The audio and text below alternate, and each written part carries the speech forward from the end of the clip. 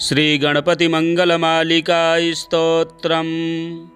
श्रीकण्ठप्रेमपुत्राय गौरीवामाङ्गवासिने द्वात्रिंशद्रूपयुक्ताय श्रीगणेशाय मङ्गलम्। आदिपूज्याय देवाय दन्तमोदकधारिणे वल्लभाप्राणकान्ताय श्रीगणेशाय मङ्गलम्। लम्बोदराय शान्ताय चन्द्रगर्वापहारिणे गजाननाय प्रभवे श्रीगणेशाय मङ्गलम्। पञ्चहस्ताय वन्द्याय पाशाङ्कुशधराय च श्रीमते गजकर्णाय श्रीगणेशाय मङ्गलम्। द्वैमातुराय बालाय हेरम्बाय महात्मने विकटायाखुवाहाय श्रीगणेशाय मङ्गलम्। कृष्णशृङ्गायाजिताय क्षिप्राभीष्टार्थदायिने सिद्धिबुद्धिप्रमोदाय श्रीगणेशाय मङ्गलम्। विलम्बियज्ञसूत्राय सर्वविघ्ननिवारिणे दूर्वादलसुपूज्याय श्रीगणेशाय मङ्गलम्। महाकायाय भीमाय महासेनाग्रजन्मने त्रिपुरारिवरोधात्रे श्रीगणेशाय मङ्गलम्। सिन्दूररम्यवर्णाय नागबद्धोदराय च आमोदाय प्रमोदाय श्रीगणेशाय मङ्गलम्। विघ्नकर्त्रे दुर्मुखाय विघ्नहर्त्रे शिवात्मने सुमुखायैकदन्ताय श्रीगणेशाय मङ्गलम्। समस्तगणनाथाय विष्णवे धूमकेतवे त्र्यक्षाय भालचन्द्राय श्रीगणेशाय मङ्गलम्। चतुर्थीशाय मान्याय सर्वविद्याप्रदायिने वक्रतुण्डाय कुब्जाय श्रीगणेशाय मङ्गलम्। तुण्डिने कपिलाक्षाय श्रेष्ठाय ऋणहारिणे उद्दण्डोद्दण्डरूपाय श्रीगणेशाय मङ्गलम्। कष्टहर्ते द्विदेहाय भक्तेष्टजयदायिने विनायकाय विभवे श्रीगणेशाय मङ्गलम्। सच्चिदानन्दरूपाय निर्गुणाय गुणात्मने वटवे लोकगुरवे श्रीगणेशाय मङ्गलम्। श्रीचामुण्डासुपुत्राय प्रसन्नवदनाय च श्रीराजराजसेव्याय श्रीगणेशाय मङ्गलम्। श्रीचामुण्डाकृपापात्र श्रीकृष्णेन्द्रविनिर्मितां विभूतिमातृकारम्यां कल्याण्यैश्वर्यदायिनीं श्रीमहागणनाथस्य शुभां मङ्गलमालिकां यः पठेत् सततं वाणीं लक्ष्मीं सिद्धिमवाप्नुयात्। श्रीकण्ठप्रेमपुत्राय गौरीवामाङ्गवासिने द्वात्रिंशद्रूपयुक्ताय श्रीगणेशाय मङ्गलम्। आदिपूज्याय देवाय दन्तमोदकधारिणे वल्लभाप्राणकान्ताय श्रीगणेशाय मङ्गलम्। लम्बोदराय शान्ताय चन्द्रगर्वापहारिणे गजाननाय प्रभवे श्रीगणेशाय मङ्गलम्। पञ्चहस्ताय वन्द्याय पाशाङ्कुशधराय च श्रीमते गजकर्णाय श्रीगणेशाय मङ्गलम्। द्वैमातुराय बालाय हेरम्बाय महात्मने विकटायाखुवाहाय श्रीगणेशाय मङ्गलम्। कृष्णशृङ्गायाजिताय क्षिप्राभीष्टार्थदायिने सिद्धिबुद्धिप्रमोदाय श्रीगणेशाय मङ्गलम्। विलम्बियज्ञसूत्राय सर्वविघ्ननिवारिणे दूर्वादलसुपूज्याय श्रीगणेशाय मङ्गलम्। महाकायाय भीमाय महासेनाग्रजन्मने त्रिपुरारिवरोधात्रे श्रीगणेशाय मङ्गलम्। सिन्दूररम्यवर्णाय नागबद्धोदराय च आमोदाय प्रमोदाय श्रीगणेशाय मङ्गलम्। विघ्नकर्त्रे दुर्मुखाय विघ्नहर्त्रे शिवात्मने सुमुखायैकदन्ताय श्रीगणेशाय मङ्गलम्।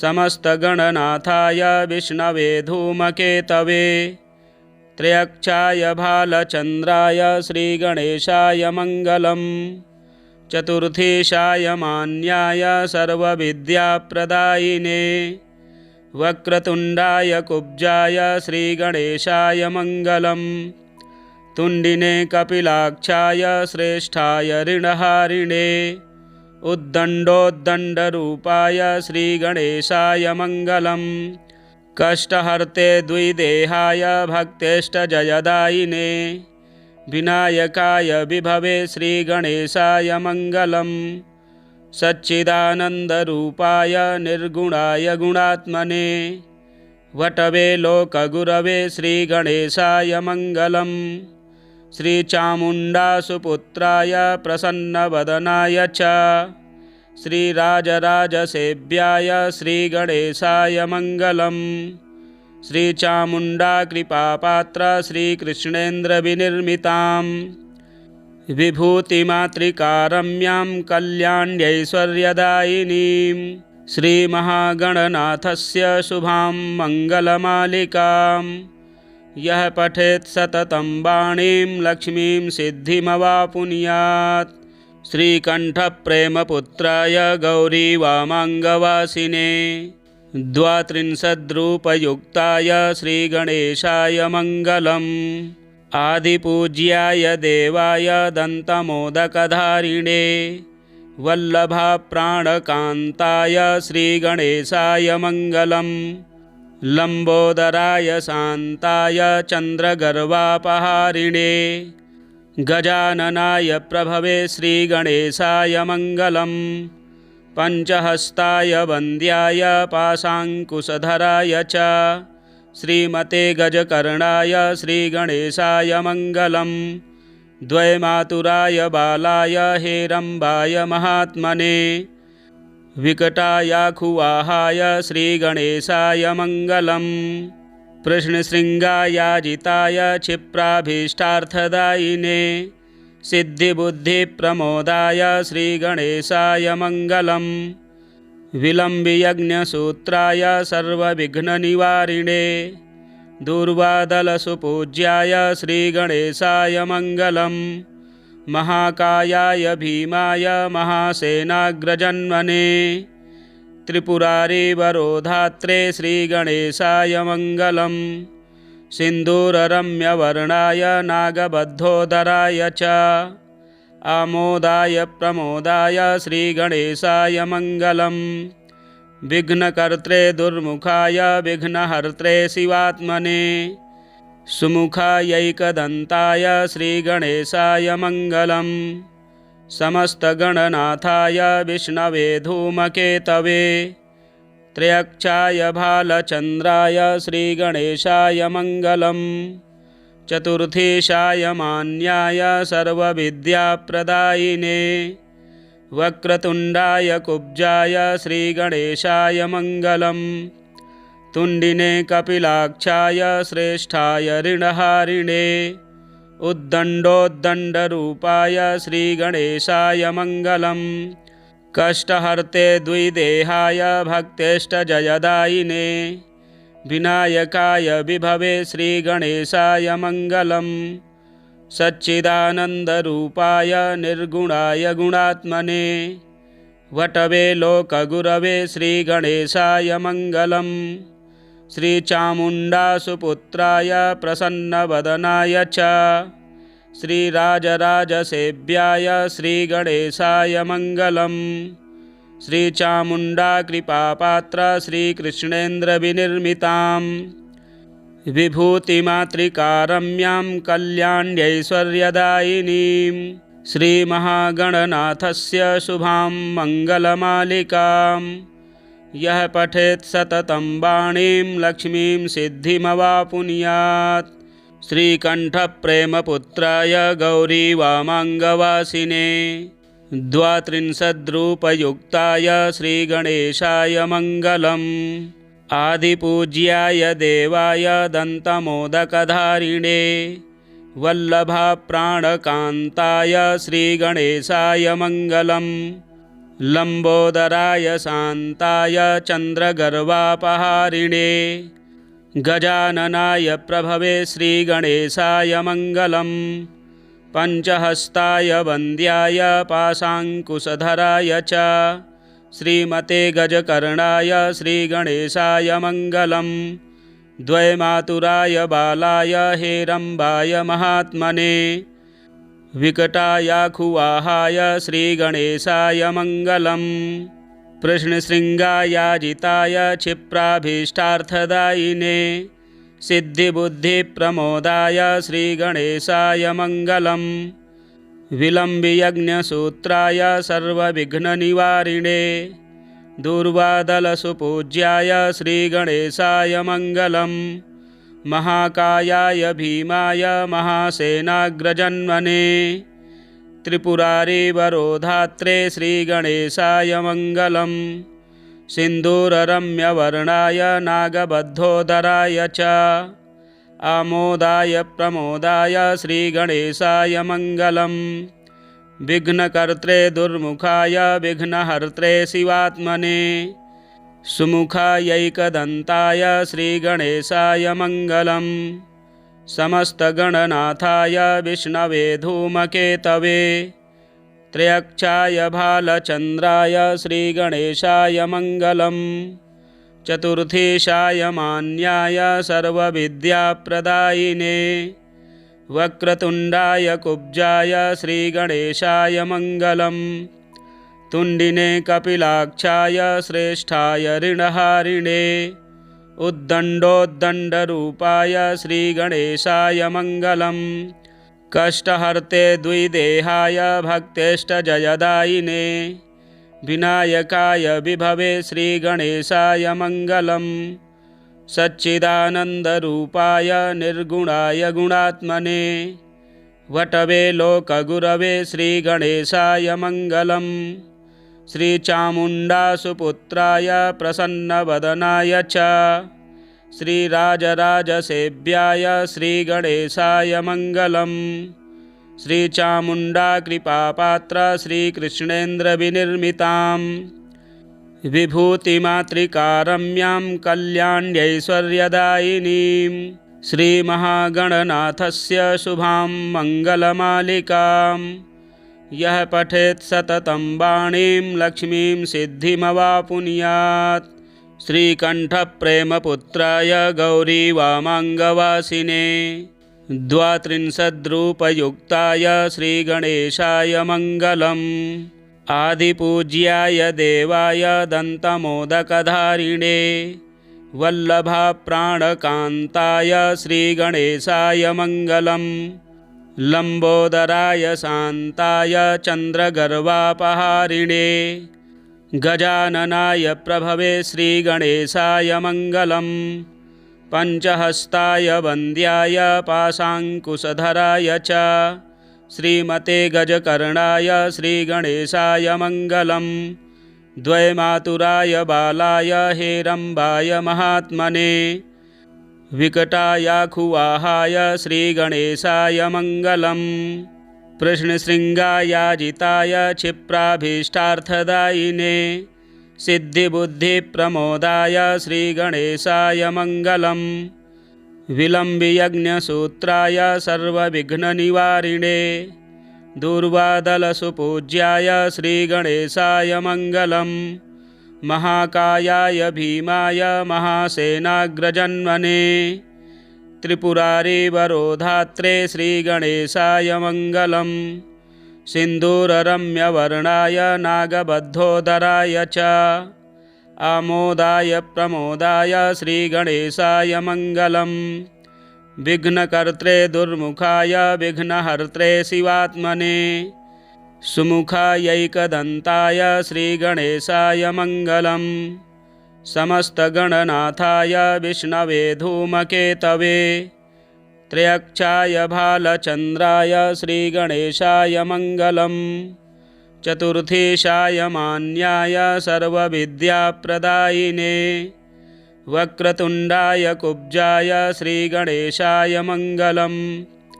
तुण्डिने कपिलाक्षाय श्रेष्ठाय ऋणहारिणे उद्दण्डोद्दण्डरूपाय श्रीगणेशाय मङ्गलम् कष्टहर्ते द्विदेहाय भक्तेष्टजयदायिने विनायकाय विभवे श्रीगणेशाय मङ्गलम् सच्चिदानन्दरूपाय निर्गुणाय गुणात्मने वटवे लोकगुरवे श्रीगणेशाय मङ्गलम् श्रीचामुण्डासुपुत्राय प्रसन्नवदनाय च श्रीराजराजसेव्याय श्रीगणेशाय मङ्गलम् श्रीचामुण्डाकृपापात्र श्रीकृष्णेन्द्रविनिर्मितां विभूतिमातृकारम्यां कल्याण्यैश्वर्यदायिनीं श्रीमहागणनाथस्य शुभां मङ्गलमालिकां यः पठेत् सततं वाणीं लक्ष्मीं सिद्धिमवापुनुयात् श्रीकण्ठप्रेमपुत्राय गौरीवामाङ्गवासिने द्वात्रिंशद्रूपयुक्ताय श्रीगणेशाय मङ्गलम् आदिपूज्याय देवाय दन्तमोदकधारिणे वल्लभाप्राणकान्ताय श्रीगणेशाय मङ्गलम् लम्बोदराय शान्ताय चन्द्रगर्वापहारिणे गजाननाय प्रभवे श्रीगणेशाय मङ्गलम् पञ्चहस्ताय वन्द्याय पाशाङ्कुशधराय च श्रीमते गजकर्णाय श्रीगणेशाय मङ्गलम् द्वैमातुराय बालाय हेरम्बाय महात्मने विकटायाखुवाहाय श्रीगणेशाय मङ्गलम् कृष्णशृङ्गायाजिताय क्षिप्राभीष्टार्थदायिने सिद्धिबुद्धिप्रमोदाय श्रीगणेशाय मङ्गलम् विलम्बियज्ञसूत्राय सर्वविघ्ननिवारिणे दूर्वादलसुपूज्याय श्रीगणेशाय मङ्गलम् महाकायाय भीमाय महासेनाग्रजन्मने त्रिपुरारिवरोधात्रे श्रीगणेशाय मङ्गलम् सिन्दूररम्यवर्णाय नागबद्धोदराय च आमोदाय प्रमोदाय श्रीगणेशाय मङ्गलम् विघ्नकर्त्रे दुर्मुखाय विघ्नहर्त्रे शिवात्मने सुमुखायैकदन्ताय श्रीगणेशाय मङ्गलम् समस्तगणनाथाय विष्णवे धूमकेतवे त्र्यक्षाय भालचन्द्राय श्रीगणेशाय मङ्गलम् चतुर्थीशाय मान्याय सर्वविद्याप्रदायिने वक्रतुण्डाय कुब्जाय श्रीगणेशाय मङ्गलम् तुण्डिने कपिलाक्षाय श्रेष्ठाय ऋणहारिणे उद्दण्डोद्दण्डरूपाय श्रीगणेशाय मङ्गलम् कष्टहर्ते द्विदेहाय भक्तेष्टजयदायिने विनायकाय विभवे श्रीगणेशाय मङ्गलम् सच्चिदानन्दरूपाय निर्गुणाय गुणात्मने वटवे लोकगुरवे श्रीगणेशाय मङ्गलम् श्रीचामुण्डासुपुत्राय प्रसन्नवदनाय च श्रीराजराजसेव्याय श्रीगणेशाय मङ्गलम् श्रीचामुण्डाकृपापात्र श्रीकृष्णेन्द्रविनिर्मितां विभूतिमातृकारम्यां कल्याण्यैश्वर्यदायिनीं श्रीमहागणनाथस्य शुभां मङ्गलमालिकां यः पठेत् सततं वाणीं लक्ष्मीं सिद्धिमवापुनुयात् श्रीकण्ठप्रेमपुत्राय गौरीवामाङ्गवासिने द्वात्रिंशद्रूपयुक्ताय श्रीगणेशाय मङ्गलम् आदिपूज्याय देवाय दन्तमोदकधारिणे वल्लभाप्राणकान्ताय श्रीगणेशाय मङ्गलम् लम्बोदराय शान्ताय चन्द्रगर्वापहारिणे गजाननाय प्रभवे श्रीगणेशाय मङ्गलम् पञ्चहस्ताय वन्द्याय पाशाङ्कुशधराय च श्रीमते गजकर्णाय श्रीगणेशाय मङ्गलम् द्वैमातुराय बालाय हेरम्बाय महात्मने विकटायाखुवाहाय श्रीगणेशाय मङ्गलम्। प्रश्नशृङ्गायाजिताय क्षिप्राभीष्टार्थदायिने सिद्धिबुद्धिप्रमोदाय श्रीगणेशाय मङ्गलम्। विलम्बियज्ञसूत्राय सर्वविघ्ननिवारिणे दूर्वादलसुपूज्याय श्रीगणेशाय मङ्गलम्। महाकायाय भीमाय महासेनाग्रजन्मने त्रिपुरारिवरोधात्रे श्रीगणेशाय मङ्गलम्। सिन्दूररम्यवर्णाय नागबद्धोदराय च आमोदाय प्रमोदाय श्रीगणेशाय मङ्गलम्। विघ्नकर्त्रे दुर्मुखाय विघ्नहर्त्रे शिवात्मने सुमुखायैकदन्ताय श्रीगणेशाय मङ्गलम्। समस्तगणनाथाय विष्णवे धूमकेतवे त्र्यक्षाय भालचन्द्राय श्रीगणेशाय मङ्गलम्। चतुर्थीशाय मान्याय सर्वविद्याप्रदायिने वक्रतुण्डाय कुब्जाय श्रीगणेशाय मङ्गलम्। तुण्डिने कपिलाक्षाय श्रेष्ठाय ऋणहारिणे उद्दण्डोद्दण्डरूपाय श्रीगणेशाय मङ्गलम्। कष्टहर्ते द्विदेहाय भक्तेष्टजयदायिने विनायकाय विभवे श्रीगणेशाय मङ्गलम्। सच्चिदानन्दरूपाय निर्गुणाय गुणात्मने वटवे लोकगुरवे श्रीगणेशाय मङ्गलम्। श्रीचामुण्डासुपुत्राय प्रसन्नवदनाय च श्रीराजराजसेव्याय श्रीगणेशाय मङ्गलम्। श्रीचामुण्डाकृपापात्र श्रीकृष्णेन्द्रविनिर्मितां विभूतिमातृकारम्यां कल्याण्यैश्वर्यदायिनीं श्रीमहागणनाथस्य शुभां मङ्गलमालिकां यः पठेत् सततं वाणीं लक्ष्मीं सिद्धिमवापुनुयात्। श्रीकण्ठप्रेमपुत्राय गौरीवामाङ्गवासिने द्वात्रिंशद्रूपयुक्ताय श्रीगणेशाय मङ्गलम्। आदिपूज्याय देवाय दन्तमोदकधारिणे वल्लभाप्राणकान्ताय श्रीगणेशाय मङ्गलम्। लम्बोदराय शान्ताय चन्द्रगर्वापहारिणे गजाननाय प्रभवे श्रीगणेशाय मङ्गलम्। पञ्चहस्ताय वन्द्याय पाशाङ्कुशधराय च श्रीमते गजकर्णाय श्रीगणेशाय मङ्गलम्। द्वैमातुराय बालाय हेरम्बाय महात्मने विकटायाखुवाहाय श्रीगणेशाय मङ्गलम्। प्रश्नशृङ्गायाजिताय क्षिप्राभीष्टार्थदायिने सिद्धिबुद्धिप्रमोदाय श्रीगणेशाय मङ्गलम्। विलम्बियज्ञसूत्राय सर्वविघ्ननिवारिणे दूर्वादलसुपूज्याय श्रीगणेशाय मङ्गलम्। महाकायाय भीमाय महासेनाग्रजन्मने त्रिपुरारिवरोधात्रे श्रीगणेशाय मङ्गलम्। सिन्दूररम्यवर्णाय नागबद्धोदराय च आमोदाय प्रमोदाय श्रीगणेशाय मङ्गलम्। विघ्नकर्त्रे दुर्मुखाय विघ्नहर्त्रे शिवात्मने सुमुखायैकदन्ताय श्रीगणेशाय मङ्गलम्। समस्तगणनाथाय विष्णवे धूमकेतवे त्र्यक्षाय भालचन्द्राय श्रीगणेशाय मङ्गलम्। चतुर्थीशाय मान्याय सर्वविद्याप्रदायिने वक्रतुण्डाय कुब्जाय श्रीगणेशाय मङ्गलम्।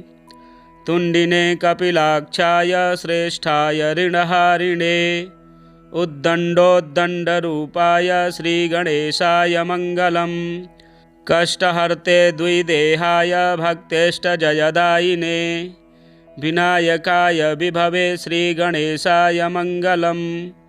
सच्चिदानन्दरूपाय निर्गुणाय गुणात्मने वटवे लोकगुरवे श्रीगणेशाय मङ्गलम्। श्रीचामुण्डासुपुत्राय प्रसन्नवदनाय च श्रीराजराजसेव्याय श्रीगणेशाय मङ्गलम्।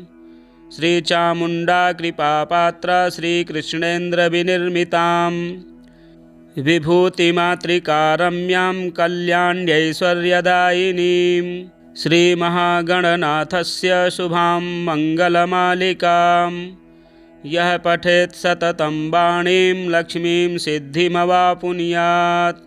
श्रीकण्ठप्रेमपुत्राय गौरीवामाङ्गवासिने द्वात्रिंशद्रूपयुक्ताय श्रीगणेशाय मङ्गलम्। आदिपूज्याय देवाय दन्तमोदकधारिणे वल्लभाप्राणकान्ताय श्रीगणेशाय मङ्गलम्। लम्बोदराय शान्ताय चन्द्रगर्वापहारिणे गजाननाय प्रभवे श्रीगणेशाय मङ्गलम्। पञ्चहस्ताय वन्द्याय पाशाङ्कुशधराय च श्रीमते गजकर्णाय श्रीगणेशाय मङ्गलम्। द्वैमातुराय बालाय हेरम्बाय महात्मने विकटायाखुवाहाय श्रीगणेशाय मङ्गलम्।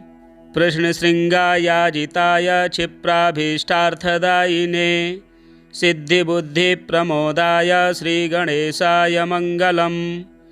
विलम्बियज्ञसूत्राय सर्वविघ्ननिवारिणे दूर्वादलसुपूज्याय श्रीगणेशाय मङ्गलम्।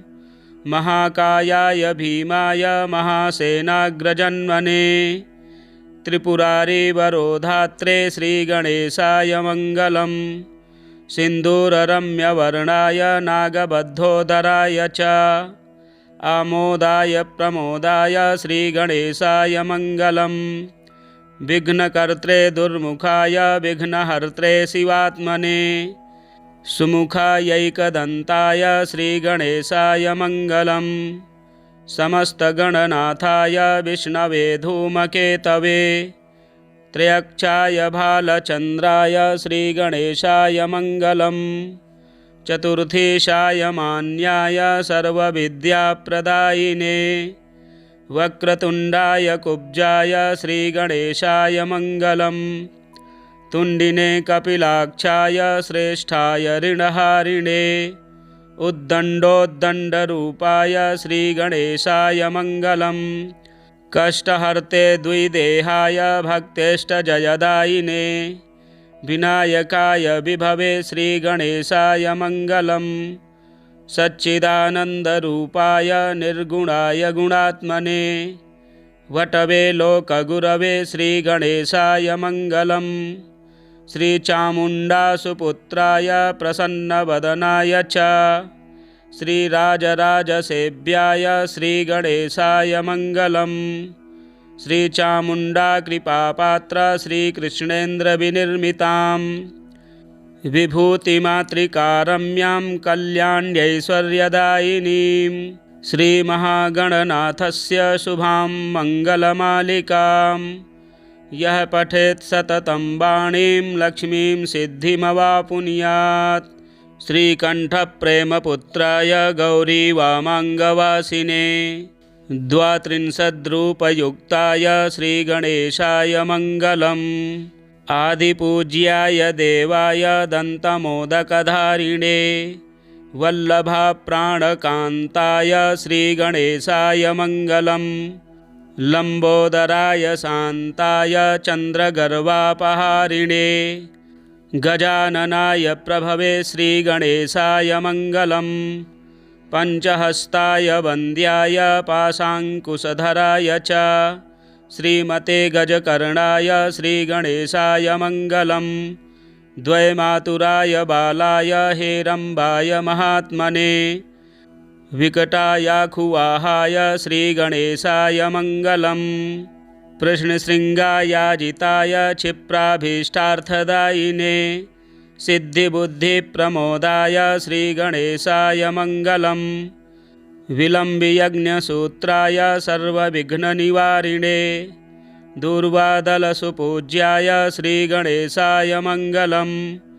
महाकायाय भीमाय महासेनाग्रजन्मने त्रिपुरारिवरोधात्रे श्रीगणेशाय मङ्गलम् सिन्दूररम्यवर्णाय नागबद्धोदराय च आमोदाय प्रमोदाय श्रीगणेशाय मङ्गलम् विघ्नकर्त्रे दुर्मुखाय विघ्नहर्त्रे शिवात्मने सुमुखायैकदन्ताय श्रीगणेशाय मङ्गलम् समस्तगणनाथाय विष्णवे धूमकेतवे त्रयक्षाय भालचन्द्राय श्रीगणेशाय मङ्गलम् चतुर्थीशाय मान्याय सर्वविद्याप्रदायिने वक्रतुण्डाय कुब्जाय श्रीगणेशाय मङ्गलम् तुण्डिने कपिलाक्षाय श्रेष्ठाय ऋणहारिणे उद्दण्डोद्दण्डरूपाय श्रीगणेशाय मङ्गलम् कष्टहर्ते द्विदेहाय भक्तेष्टजयदायिने विनायकाय विभवे श्रीगणेशाय मङ्गलम् सच्चिदानन्दरूपाय निर्गुणाय गुणात्मने वटवे लोकगुरवे श्रीगणेशाय मङ्गलम् श्रीचामुण्डासुपुत्राय प्रसन्नवदनाय च श्रीराजराजसेव्याय श्रीगणेशाय मङ्गलम् श्रीचामुण्डाकृपापात्र श्रीकृष्णेन्द्रविनिर्मितां विभूतिमातृकारम्यां कल्याण्यैश्वर्यदायिनीं श्रीमहागणनाथस्य शुभां मङ्गलमालिकां यः पठेत् सततं वाणीं लक्ष्मीं सिद्धिमवापुनुयात् श्रीकण्ठप्रेमपुत्राय गौरीवामाङ्गवासिने द्वात्रिंशद्रूपयुक्ताय श्रीगणेशाय मङ्गलम् आदिपूज्याय देवाय दन्तमोदकधारिणे वल्लभाप्राणकान्ताय श्रीगणेशाय मङ्गलम् लम्बोदराय शान्ताय चन्द्रगर्वापहारिणे गजाननाय प्रभवे श्रीगणेशाय मङ्गलम् पञ्चहस्ताय वन्द्याय पाशाङ्कुशधराय च श्रीमते गजकर्णाय श्रीगणेशाय मङ्गलम् द्वैमातुराय बालाय हेरम्बाय महात्मने विकटायाखुवाहाय श्रीगणेशाय मङ्गलम् कृष्णशृङ्गायाजिताय क्षिप्राभीष्टार्थदायिने सिद्धिबुद्धिप्रमोदाय श्रीगणेशाय मङ्गलम् विलम्बियज्ञसूत्राय सर्वविघ्ननिवारिणे दूर्वादलसुपूज्याय श्रीगणेशाय मङ्गलम् महाकायाय भीमाय महासेनाग्रजन्मने त्रिपुरारिवरोधात्रे श्रीगणेशाय मङ्गलम् सिन्दूररम्यवर्णाय नागबद्धोदराय च आमोदाय प्रमोदाय श्रीगणेशाय मङ्गलम् विघ्नकर्त्रे दुर्मुखाय विघ्नहर्त्रे शिवात्मने सुमुखायैकदन्ताय श्रीगणेशाय मङ्गलम् समस्तगणनाथाय विष्णवे धूमकेतवे त्रयक्षाय भालचन्द्राय श्रीगणेशाय मङ्गलम् चतुर्थीशाय मान्याय सर्वविद्याप्रदायिने वक्रतुण्डाय कुब्जाय श्रीगणेशाय मङ्गलम् तुण्डिने कपिलाक्षाय श्रेष्ठाय ऋणहारिणे उद्दण्डोद्दण्डरूपाय श्रीगणेशाय मङ्गलम् कष्टहर्ते द्विदेहाय भक्तेष्टजयदायिने विनायकाय विभवे श्रीगणेशाय मङ्गलम् सच्चिदानन्दरूपाय निर्गुणाय गुणात्मने वटवे लोकगुरवे श्रीगणेशाय मङ्गलम् श्रीचामुण्डासुपुत्राय प्रसन्नवदनाय च श्रीराजराजसेव्याय श्रीगणेशाय मङ्गलम् श्रीचामुण्डाकृपापात्र श्रीकृष्णेन्द्रविनिर्मितां विभूतिमातृकारम्यां कल्याण्यैश्वर्यदायिनीं श्रीमहागणनाथस्य शुभां मङ्गलमालिकां यः पठेत् सततं वाणीं लक्ष्मीं सिद्धिमवापुनुयात्। श्रीकृष्णेन्द्ररचितं श्रीगणपतिमङ्गलमालिका स्तोत्रम संपूर्णम। प्रिय मित्रों, बुधवार इस स्तोत्र का पाठ श्रवण करने से सर्व मनोरथ सिद्ध होते हैं, विशेषकर लक्ष्मी की कृपा प्राप्त होती है, वाणी सिद्ध होती है। आप पाठ अवश्य करें। जय श्री गणेश।